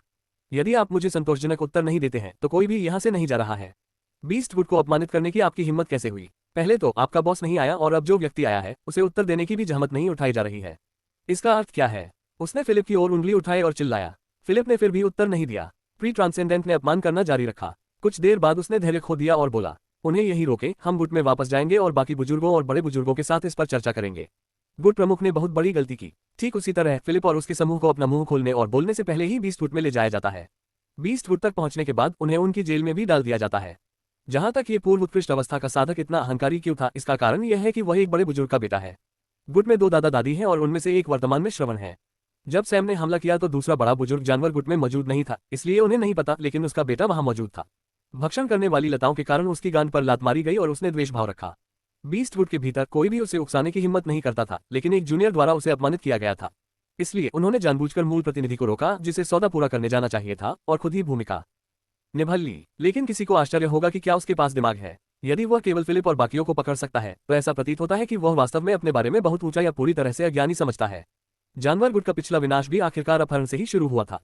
फिलिप ने इतने समय तक कुछ भी नहीं बोला। उन्होंने अनुमान लगाया कि ऐसा कुछ होगा और इसमें कोई आश्चर्य की बात नहीं है। उन्हें इस मामले से निपटने की जरूरत भी नहीं है, क्योंकि कोई है जो उनके स्थान पर यह करेगा। बीस्टवुड में हंगामा मच गया। गुट के कई शिष्य इस घटना के बारे में सुनकर खुश हो गए। वे सभी जेलों का जायजा लेने आए। कई लोगों ने एक एक करके उनका अपमान किया और कुछ ने उन्हें धमकी दी। खबर जल्द ही साई तक पहुंच गई। जब वह कुछ बुजुर्गों के साथ बैठक कर रहे थे और खबर सुनते ही सदमे से कुर्सी और मेज टूट गई। वह तुरंत बड़े बुजुर्ग के निवास की ओर भागा, जहां बाकी बुजुर्ग पहले से ही इकट्ठे थे। जब उसने लाइनअप देखा तो वह भौंचक्का रह गया। उसे लगा कि वे सचमुच उसकी पीठ पीछे कोई साजिश रच रहे हैं। उन्होंने किसी की परवाह नहीं की, यहाँ तक कि बड़े बुजुर्ग की भी नहीं, और सीधे प्री ट्रांसेंडेंट स्टेज कल्टीवेटर की ओर देखा। आपको प्रतिनिधियों का नेतृत्व करने का अधिकार किसने दिया? आपको उन्हें कैद करने का अधिकार किसने दिया? गोलियों से पसीना बहाते हुए प्री ट्रांसेंडेंट ने कुछ नहीं कहा। सही का दबाव सहन करने के लिए बहुत ज्यादा है। गुट प्रमुख, भले ही उसने आदेशों पर कार्रवाई नहीं की, उसने दुश्मन की ओर से किसी को पकड़ लिया और कैदी दूसरे नंबर पर लग रहा था। आपको उसकी सेवाओं के लिए उसकी सराहना करनी चाहिए, उसे डांटना नहीं चाहिए। उसकी सराहना करो मेरे गधे। उसने बेरुखी से थूक दिया और बात करने वाले बड़े बुजुर्ग की ओर देखा। बड़े बुजुर्ग स्तब्ध थे, उन्हें सही से इतनी कड़ी प्रतिक्रिया की उम्मीद नहीं थी। वह बेरुखी से कहता रहा, तुम्हें क्या लगता है कि पिछला विनाश कहां से शुरू हुआ था? अपहरण। अपनी बुद्धिमत्ता के साथ तुम इस स्तर तक कैसे पहुंचे? सैम के सबसे भरोसेमंद अधीनस्थ का पिछली बार अपहरण कर लिया गया था। जानवर गुट के आधे हिस्से की कीमत थी।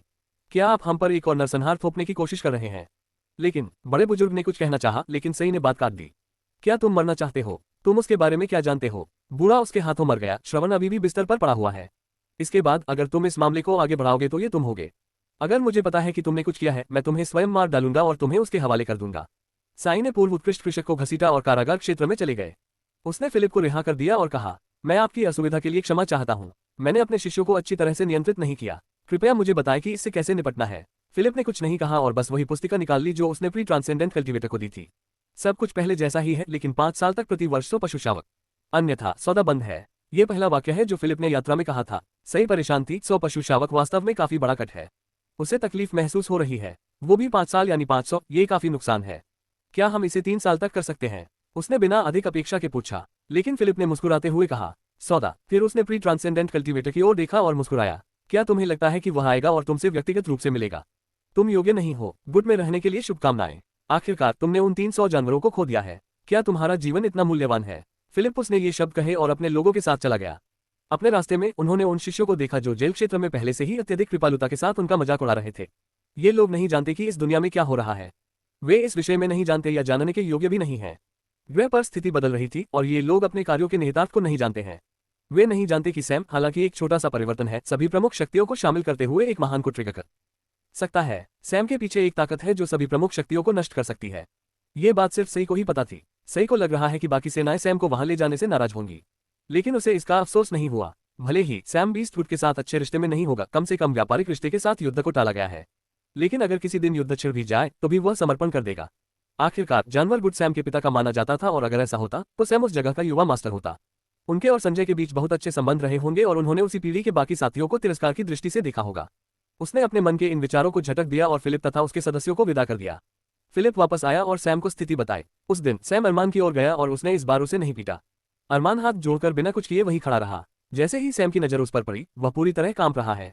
अगर भविष्य में तुम मुझे देखोगे तो क्या करोगे? सैम ने पूछा। अरमान 90 डिग्री झुक गया। यदि अन्य लोग मौजूद हो तो आप क्या करेंगे? अरमान वापस खड़ा हो गया और सैम की ओर देखा। उसकी भुजाएं बगल में रह गईं और उसकी आंखें अचानक बदल गईं।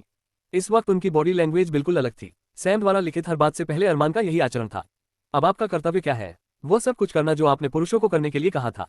तुम इंद्र से कुछ भी कहने की हिम्मत मत करना, उसके लिए तुम भी उतने ही सामान्य हो। अरमान आश्चर्यचकित हो गया जब उसने सैम की ओर देखा। जितना आप सोचते हैं मैं उससे कहीं अधिक जानता हूँ। अनावश्यक चीजों के बारे में मत सोचिए। जितनी जल्दी हो सके नवजात चरण में पहुंचे और वज्र देवता मंदिर में वापस आए।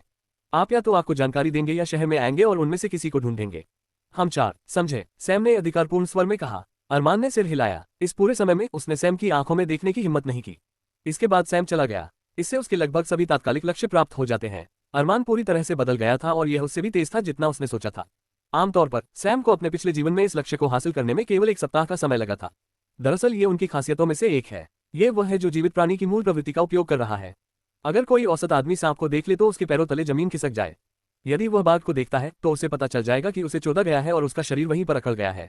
ये प्राकृतिक प्रवृत्ति है। मनुष्य स्वभावतः पशु हैं। इससे कोई फर्क नहीं पड़ता कि वे कितना सोचते हैं कि वे अलग हैं, कोई भी इस तथ्य को नहीं बदल सकता। इसलिए उनके लिए उन मौलिक प्रवृत्तियों को छोड़ने का कोई रास्ता नहीं है। और सैम ने बस ये सुनिश्चित किया कि उन वृत्तियों का पता लगाया जाए और वे सक्रिय हो जाएं। यदि ये तथ्य न होता कि अरमान कृषक था तो वह बहुत पहले ही टूट गया होता। सैम दिव्य आयाम में वापस चला गया और अपनी उत्पादन इकाई को जारी रखना शुरू कर दिया। फिलहाल इसे बस कुछ फिनिशिंग टच और कुछ छोटी असेंबलियों की जरूरत है। टावर के 2 दिन के समय के बाद उन्होंने इसे पूरा कर लिया और यूनिट जाने के लिए तैयार है। उसे बस डिजाइन पूरा करना था। कभी कभी उसे टावर का यह अनुकरण प्रभाव बहुत पसंद आता था। वास्तव में वह उस लिंग त्यान या जुआरी को धन्यवाद देना चाहता था जिसने भी उसे यह मौका दिया, क्योंकि इससे नई चीजें बनाने में उनके लिए कई चीजें आसान हो गईं। शुरुआत के लिए उसे प्रोटोटाइप निर्माण और किसी नए उत्पाद को डिजाइन करते समय परेशान होने की जरूरत नहीं है। वह केवल अनुकरण कर सकता है और निर्णय ले सकता है कि यह काम करेगा या नहीं। पिछले जीवन में उन्हें इस प्रकार की सुविधा बाद के चरणों तक नहीं मिली थी, केवल अंतिम कुछ महीनों तक ही उन्हें इसका उपयोग करने को मिला था। इसका भी विस्तृत विवरण नहीं है। जहां तक सामान्य सिमुलेशन की बात है तो कंप्यूटर पर प्राप्त होने वाले सिमुलेशन बिल्कुल उपयुक्त नहीं होते हैं। उत्पाद का परीक्षण करने के लिए उन्हें अभी भी एक प्रोटोटाइप और कई अन्य तरीकों की आवश्यकता होगी। डिजाइन पूरा करने के बाद सैम को अंततः उत्पाद पूरा करना पड़ा। वह प्रोडक्शन यूनिट की ओर चल दिया। उसके हाथों में लंबे कागज के स्क्रॉल का एक गुच्छा है जिन पर स्याही से उसने अभी अभी चित्र बनाए हैं।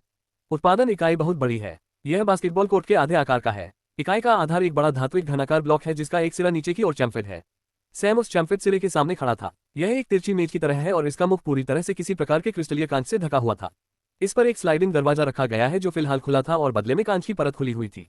सैम ने सभी स्क्रॉल को मशीन के पास रखी एक साइड टेबल पर रख दिया और केवल एक स्क्रॉल रखा और उसे भी उसने पूरा खोल दिया। उसने स्क्रॉल को कांच की सतह पर रखा जिसमें चित्र नीचे की ओर थे। इसके साथ ही उसने स्क्रॉल को उसकी जगह पर रखते हुए स्लाइडिंग दरवाजा बंद कर दिया। फिर वह उस तिरछे किनारे की ओर चला गया जहां एक छोटी आयताकार प्लेट है जिसके बगल में कई बटन और स्विच लगे हैं। फिर सैम ने मशीन के आधार को देखा। आधार पर 12 आयताकार खंभे हैं और इसके अलावा इस पर कई लचीली रोबोटिक भुजाएं लगी हुई हैं। पूरे आधार को 2 भागों में विभाजित किया जा सकता है। एक छोटा है जिसमें आधार का केवल 1/4 हिस्सा है और दूसरे में इसका बाकी हिस्सा है। 2 खंभे छोटे हिस्से पर हैं जबकि बाकी बड़े हिस्से में हैं। छोटे हिस्से में कुछ लचीली भुजाएं भी लगी हुई हैं। टेबल के बड़े हिस्से में 2 चीजें हैं, उनमें से एक बड़ा डिब्बा है जिसे आगे छोटे डिब्बों में विभाजित किया गया है जिसमें बहुत सारे कच्चे माल और कुछ उपकरण हैं। दूसरा एक चौकोर धातु मंच है जो एक कार्य तालिका की तरह है।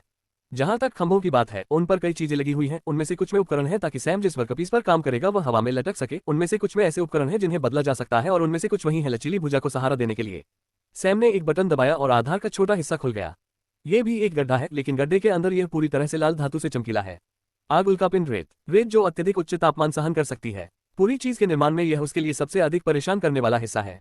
उस गड्ढे की दीवारों पर छोटे छोटे छेद होते हैं जो मीथेन गैस को अंदर आने देते हैं ताकि वह पर्याप्त लौ पैदा कर सके। ऐसा करने के अन्य तरीके भी हैं और वह ऊर्जा कोशिकाओं का उपयोग करते हैं। उन्हें कैसे लोड करना है? सैम मशीन के किनारे चला गया और एक हैंडल पकड़ लिया जो नीचे की ओर व्यवस्थित था और खुला था। वहां मीथेन के कई टैंक थे और सैम ने वहां अग्नि प्रकार का एक ऊर्जा सेल भी रखा था। पूरी यूनिट की जांच के बाद यह उत्पादन शुरू करने के लिए तैयार है। सैम अंततः अपने नए आविष्कार की जांच करने जा रहा है और देखेगा कि यह कैसे काम करता है। सैम ने मशीन पर एक बटन दबाया और कांच की स्क्रीन के अलावा छोटी आयताकार प्लेट खुल गई। इसमें एक क्रिस्टलीय ग्लास स्क्रीन भी सामने आई है लेकिन ये हरे रंग की है। उन्होंने उस पर अपना हाथ रखा और अपनी आध्यात्मिक चेतना को मशीन में स्थानांतरित करने की इच्छा की। सैम को महसूस हुआ कि वह अपना शरीर छोड़कर मशीन में प्रवेश कर रहा है। उसकी भावनाएं बदल गईं और उसे बिल्कुल अलग इकाई जैसा महसूस हुआ। उसका शरीर वहीं निश्चल खड़ा था। उनकी आध्यात्मिक चेतना पपेट कोर में चली गई जो मशीन के अंदर है। वह मशीन के सभी हिस्सों और कच्चे माल, ऊर्जा कोशिकाओं, उपकरणों और ईंधन टैंकों को भी महसूस कर सकता था जो मशीन का अंतर्निहित हिस्सा नहीं है। सबसे अच्छी बात यह है कि सैम ग्लास स्क्रीन पर रखे गए डिजाइन को देख सकता है। वह प्रत्येक विवरण को बारीकी से देख सकता है। ऊर्जा कोशिकाओं से ऊर्जा खींची जा रही है और भुजाएं हिलने लगी। सैम ने गड्ढे से सामग्री उठाई। फिर उसने उसे खुले अग्निकुंड के अंदर रखा और बंद कर दिया। उसने मीथेन गैस चालू कर दी और गड्ढे के अंदर आग भड़क रही थी। धातु जल्द ही लाल गर्म स्थिति में आ गई। सैम ने धातु को सीधे पिघलने नहीं दिया। अगर उसे पिघली हुई धातु की ढलाई करनी है तो उसे मशीन में कुछ बदलाव करने होंगे। हालांकि वे सूक्ष्म हैं लेकिन महत्वपूर्ण है। हाथ चला गया और धातु को गड्ढे से हटा दिया। अब यह चमकदार लाल धातु की एक गांठ है। भुजा ने ढीला उठाया और खंभे के एक खांचे के अंदर रख दिया। अग्निकुंड के पास के 2 स्तंभों में से यही मुख्य उद्देश्य है। एक तरफ खांचे हैं और दूसरी तरफ कुछ निलंबित बीम है। अगले ही सेकंड एक गोलाकार धातु का सिलेंडर जो बेहद ठोस है बीम से बाहर आया और धातु को खांचे में थोप दिया। ये वास्तव में एक कुशल तरीका नहीं है। ग्रूव बॉक्स, जिसे तकनीकी रूप से स्वेज ब्लॉक कहा जाता है, धातु को आवश्यक आकार देगा लेकिन अस्थिरता से बचने के लिए ये ज्यादातर फर्श पर किया गया था। बेशक मशीन की स्थिरता और कुछ अतिरिक्त शिलालेखों के कारण सैम ऐसा करने में सक्षम था जो धातु को नीचे गिरने से रोकता है। खांचे में हथौड़ा मारने के बाद दूसरा हाथ चला गया और धातु को बाहर धकेल दिया। धातु अंदर नहीं चिपकी। अब सैम के हाथों में एक छोटा धातु सिलेंडर है। वर्कपीस ने हथियार बदल दिए और मशीन के दूसरे हिस्से में आ गया। डिब्बे के भीतर एक छोटा सा खाली डिब्बे है और सैम ने गर्म धातु का टुकड़ा अंदर रख दिया। कुछ हवा और पानी के शिलालेखों को मिलाकर धातु को ठंडा किया गया। फिर वह ठोस धातु को वापस लाया और उसे एक खंभे के अंदर रख दिया। जिस स्थान पर वर्कपीस को रखा गया था वहां 4 जबड़ों वाला एक गोलाकार उपकरण है जिसके बीच में वर्कपीस को रखा गया था। इस होल्डिंग डिवाइस को चक कहा जाता था। उसके बाद बिस्तर के नीचे से हल्की सी आवाज आती है और चक घूमने लगता है। एक अन्य धातुई भुजा ने डिब्बे से एक टेक उठाया और फिर इसे वर्कपीस पर रख दिया जो अविश्वसनीय गति से घूम रहा है। उपकरण ने वर्कपीस से धातु को छोटे धातु के चिप्स के रूप में हटा दिया और एक चिकनी सतह दिखाई दी। इस ऑपरेशन को टनिंग कहा जाता है। सामान्य मोड़ के बाद सैम ने वस्तु को विभिन्न लंबाई और विभिन्न व्यास में घुमाना शुरू कर दिया। अब सिलेंडर पर कई खांचे हैं। उसके बाद एक और भुजा प्रकट हुई और इस बार उसने एक ड्रिल बिट पकड़ रखी थी। ड्रिल बिट घूम नहीं रही है बल्कि यह स्थिर है और इसे घूमने वाले वर्कपीस के साथ रखा गया था और सिलेंडर की लंबाई के साथ एक छेद बनाया गया था। उसके बाद सैम ने वर्कपीस को होल्डर से काटने से पहले कई अन्य ऑपरेशन किए जैसे नूरलिंग, थ्रेडिंग और ऐसे ही वर्कपीस का केवल यही हिस्सा उपयोगी है। उसके बाद उन्होंने धातु के स्क्रैप और चिप्स को कच्चे माल के डिब्बे में रख दिया। मशीन का पहला घटक तैयार था और यह कुछ ही क्षणों में हो गया। इस मशीन के साथ वह न केवल पूरी प्रक्रिया को सामान्य से अधिक तेजी से करने में सक्षम था बल्कि उसने इसे अधिक दक्षता के साथ किया। आमतौर पर मशीनों पर इन्हें बनाने की कोशिश करने की तुलना में यह अधिक कुशल और सटीक है। उसे वस्तु को एक मशीन से दूसरी मशीन पर ले जाना नहीं पड़ता और उसमें कोई त्रुटि भी नहीं होती। सैम को उत्पादन इकाई की सफलता पर खुशी महसूस हुई, लेकिन तभी उसके मन में एक विचार आया, उसे इसका क्या नाम देना चाहिए। सैम नाम रखने में बेहद खराब है लेकिन वह हमेशा अपने उत्पादों का नाम रखना पसंद करता था जिसके बेहद बुरे प्रभाव पड़ते थे। जब भी वह किसी उत्पाद का नाम रखेगा तो उसके मन में एक ही विचार आएगा, इस बार मैं निर्णय लेने से पहले काफी देर तक सोचूंगा। और लगभग हर बार वह गड़बड़ कर देता है। इस बार भी ऐसा ही है। उसने लंबे समय तक सोचने का फैसला किया और हमें बस उसके खराब होने का इंतजार करना है। सैम एक के बाद एक घटक बनाता गया। मशीन की भुजाएं ऐसे चलने लगी मानो वे उसके अपने हाथ हों। लगातार एक दिन के निर्माण के बाद सैम ने आखिरकार अपने सभी घटक तैयार कर लिए और अब उसके सामने घटकों पर एक और काम करना बाकी था। अपनी सभा समाप्त की। एक धातु वाली भुजा का सिरा दूसरी धातु वाली भुजा से हटा दिया गया और उस स्थान पर एक अन्य उपकरण जोड़ दिया गया। यह पेन की तरह दिखने वाला एक उपकरण है। जैसे ही शेष भुजाओं ने प्रत्येक घटक को अपनी जगह पर पकड़ लिया, हाथ हिलने लगा।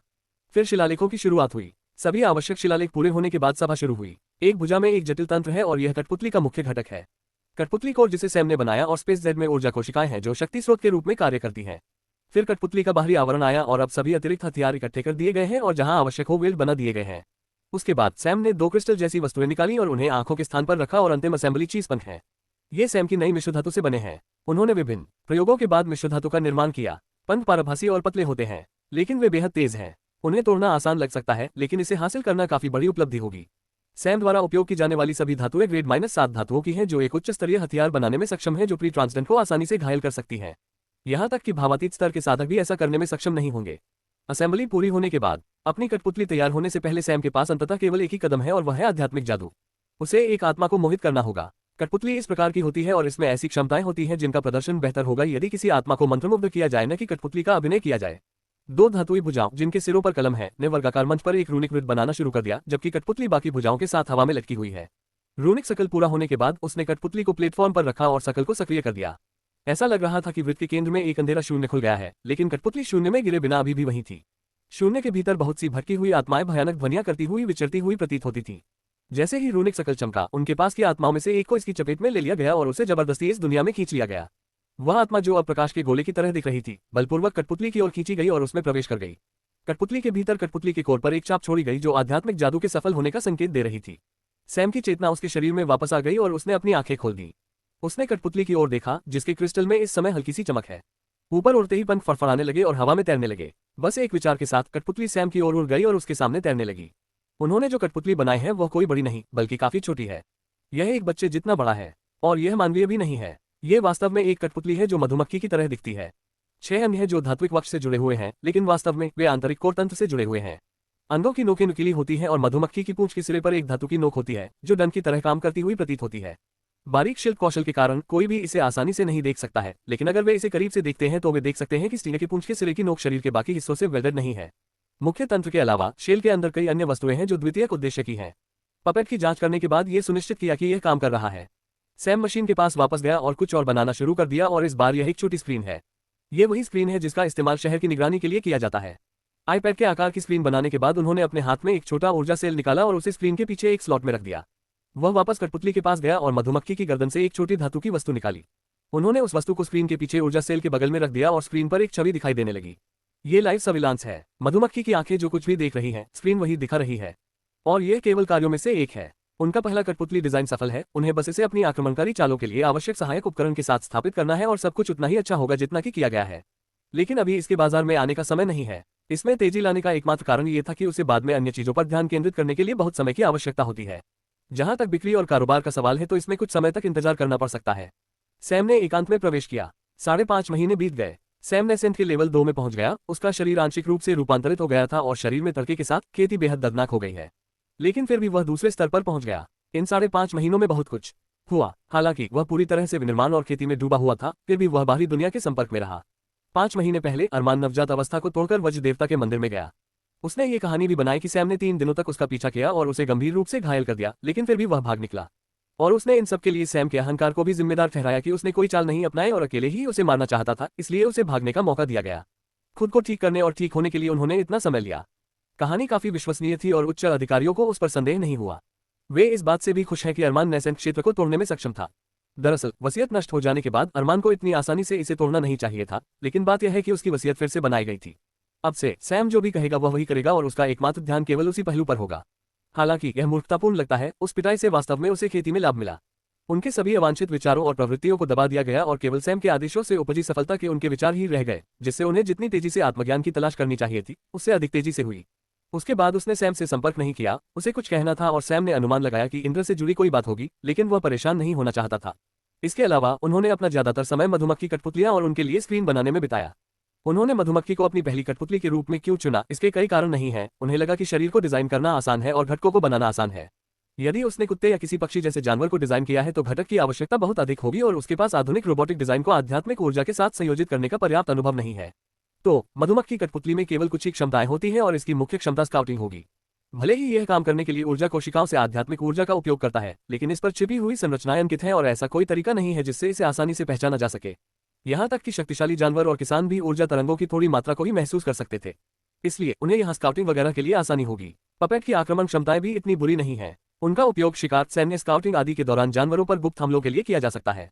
चून की कठपुतली की अपनी आत्मा होती है, यदि उस भावना को और अधिक पोषित किया जाए तो उसकी याददाश्त बढ़ जाएगी।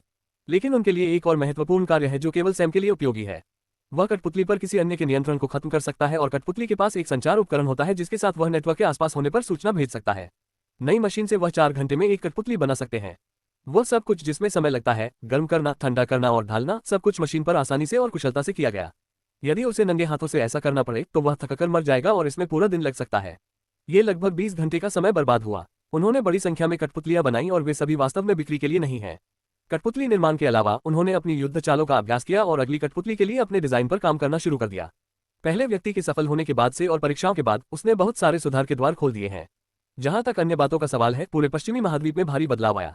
5 महीने पहले अनुबंध समाप्त होने के कारण सभी पार्क कुछ समय के लिए बंद कर दिए गए और यहां तक कि रेलवे नेटवर्क भी बंद कर दिया गया। लॉकडाउन 15 दिनों तक चला, जब तक कि संगठन ने अंततः नौकरी के लिए योग्य व्यक्तियों की भर्ती नहीं कर ली। लेकिन बाहरी दुनिया को यह नहीं पता कि शामिल होने से पहले उन्हें एक गोली निगलनी होगी। सैम उसके दिमाग में आने वाली अनगिनत हल्की फुल्की बातों से लगभग अभिभूत हो गया था, लेकिन उनके पास कोई विकल्प नहीं है। हालांकि उन्होंने निचले कर्मचारियों पर दबाव नहीं डाला। प्रबंधन भूमिकाओं में हर किसी को गोली लेनी चाहिए, चाहे जो भी हो। वह कोई जोखिम नहीं उठाना चाहते। संगठन धीरे धीरे पटरी पर लौट आया। यहाँ तक कि पास के जंगल में जो नया निर्माण कार्य किया जा रहा था वह भी लगभग पूरा हो चुका था। सैम ने अनुमान लगाया कि जब तक वह वज्र देवता मंदिर से वापस आएगा तब तक ये पूरा हो जाएगा। जहां तक एसोसिएशन की बात है तो वे पूरी तरह से निराश हैं। एसोसिएशनों के कारोबार में गिरावट आई है। उनकी आधी जनशक्ति खत्म हो गई है और वे नई भर्तियों की तलाश में हैं। वे कुलीन परिवारों से लोगों को भर्ती करना चाहते थे। वे उस समय टावर में जाना चाहते थे और उन्हें अस्वीकार कर दिया गया था। आखिरकार एक टावर में काम करने वाले की स्थिति एक परिवार में एक कारीगर की तुलना में कहीं बेहतर होती है, लेकिन जब उन्होंने भर्ती करने की कोशिश की तो वे निराश हुए बिना नहीं रह सके। उन्हें पूरी तरह से खारिज कर दिया गया। लगभग हर कारीगर या उस मामले के लिए कोई अन्य पेशेवर सभी सैम के शहर की ओर यात्रा कर रहे हैं। ऐसा इसलिए है क्योंकि भर्ती के पहले चरण में कुछ रंगरूटों को पाकों में भूमिकाएं सौंपी गईं और उन्हें जो सुविधाएं दी गईं, उसके बाद परिवारों ने अपने लोगों को एक एक करके शहर भेजना शुरू कर दिया। उन्हें आश्चर्य हुआ कि चयन में ज्यादा पूर्वाग्रह नहीं है। बात सिर्फ इतनी है कि उनकी भर्ती की स्थिति उनकी क्षमताओं के आधार पर प्रभावित होती है। लेकिन पद, भूमिका के असाइनमेंट और सभी भत्तों के साथ साथ उन्हें ज्ञान पर कुछ किताबें भी दी जाती हैं। दरअसल ज्ञान सामग्री, धातु गुण प्रभाव और कुछ अन्य बुनियादी कार्यशाला विधियों का बुनियादी ज्ञान है जिसका उपयोग किया जा सकता है। भले ही वे अत्यधिक उन्नत नहीं हैं, फिर भी वे उपयोगी हैं और अपनी बुनियादी बातों को मजबूत करते हैं। ये सबसे निचले पदों के लिए है। इसी प्रकार अन्य व्यवसायों की पुस्तकें भी भिन्न भिन्न थीं, लेकिन किताबों की बात दूसरों को नहीं बताई जा रही है। संगठन का लगभग हर पेशेवर इसके बारे में जानता है, लेकिन उनके अलावा कोई नहीं जानता था। ये दास्तां की गोली के कारण ही संभव है। एसोसिएशन स्तब्ध है। जो बात उन्हें और भी अधिक क्रोधित करती है वह ये है कि जो लोग संगठन में शामिल होना चाहते हैं उन्हें बैज या किसी अन्य चीज की भी आवश्यकता नहीं है। जब तक वे मूल्यांकन में अपनी क्षमताओं का प्रदर्शन करने में सक्षम है, वे शामिल हो सकते हैं। जहां तक फिलिप, जैक और वॉट का सवाल है, उनमें से 3 ने नवजात चरण को तोड़ दिया, लेकिन वे व्यस्त थे। उनके पास भटके विचारों के लिए समय ही नहीं है। वॉट सभी अनाथों का प्रभारी है। उनके कर्तव्य उन्हें कुछ शारीरिक प्रशिक्षण देने से लेकर उन्हें कुछ शिष्य सिखाने तक भिन्न भिन्न है। कैसे व्यवहार करना है, कैसे बात करनी है और कैसे खाना है। जैक भी बेहद तनावग्रस्त है क्योंकि फिलिप ने उसकी सहायता ली थी। सहायता इसका एक परिष्कृत तरीका मात्र है। दरअसल उन्होंने अपना आधा काम उन पर डाल दिया था। एकमात्र व्यक्ति जो अत्यंत स्वतंत्र था वह सिरोना था। इसमें शामिल सभी लोगों में से उसने सबसे कम काम किया।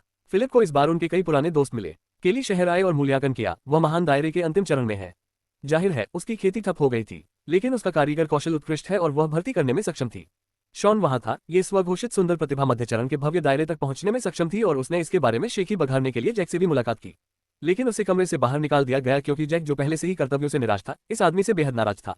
छाया, जो मार्क्वेस शहर में एक टावर प्रमुख थी और ओरियन के पूर्व ड्यूक की वंशज थी, भी आई थी। भले ही उसका परिवार नष्ट हो गया और उनमें से कई को युद्धदास बनने के लिए भेज दिया गया, फिर भी उसके पास एसोसिएशन में उसका पद और पद है। लेकिन कॉन्ट्रैक्ट खत्म होने के बाद उन्होंने नौकरी से इस्तीफा दे दिया और सिटी की भर्ती में आ गई। वह वास्तव में काफी निर्णायक थी और हिचकिचाती भी नहीं थी। जबकि सब कुछ शांत हो गया, सैम, जो अभी बाहर आया है, वर्तमान में अरमान की रिपोर्ट देख रहा है। ये वज्र देवता मंदिर के तहत अन्य साम्राज्यों में पाकों की प्रगति के बारे में है। पाकों का निर्माण लगभग 40% पूरा हो चुका है। लगभग 6 महीने और वे आधा भी नहीं बना सके। वास्तव में निर्माण भाग बहुत तेज है। मुख्य समस्या वास्तव में डिकोडिंग है। सैम ने आर्किटेक्ट को अंग्रेजी नंबर सिखाए और इस प्रकार वे निर्माण के क्रम को समझ सकते हैं, लेकिन 3 संगठनों को चरण दर चरण डिकोड करना होगा। वे हार नहीं मानना चाहते।